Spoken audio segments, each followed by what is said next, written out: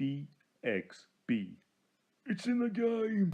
Hey guys, it's me Ben, back with another one of my quick reviews, and this time I am looking at Omega Strike, reviewed on the Xbox One, but available on all the platforms you'd probably expect at this point. And Omega Strike has been brought to us by Wobblyware, which I really like as a name for a developer, and who is predominantly one dude.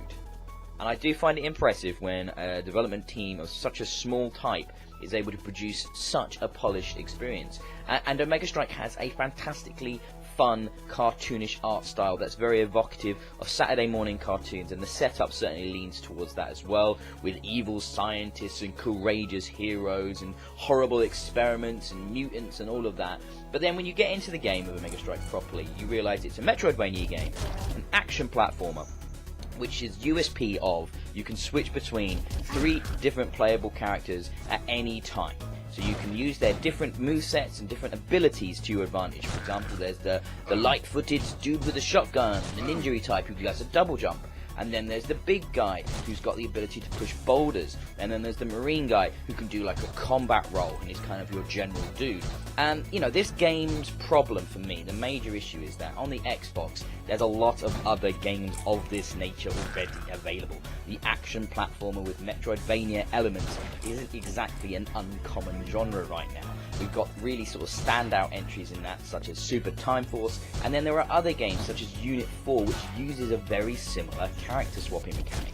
So even though this is one dude producing a lot of content himself with a really cool art style and good sound and good music and all of that, I can't ignore the fact that I've played this game a whole bunch already at this point.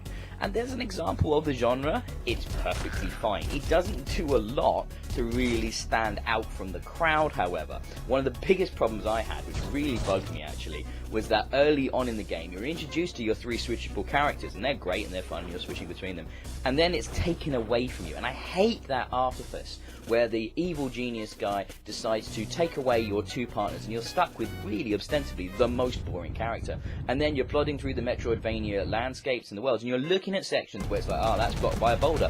I wish I had the big guy to move that, or that would require a double jump to get to. I wish I had the ninja guy who could do that, but you don't because they've been removed, and that gives you the sort of, I guess, an artificial impetus to move through the story, to move through the challenges and the levels, so you can get those guys back, so then you can go back to those environments and get into the secret areas you couldn't get into before. It's very transparent in its design in that regard, and I can't say I appreciated that.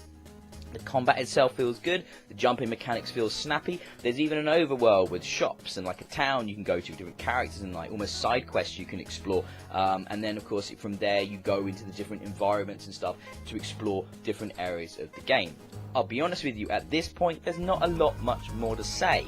It's just what it is. It's a pretty decent action platforming game with a character swapping mechanic which is artificially removed from you early on, which for me led to a lot of frustration. It's got a nice art style, it's well made, however it's not gonna blow your mind. So because of that, I'm gonna give Omega Strike, I think, a fair, if not glowing, 3 out of 5 stars. BXB. It's in the game!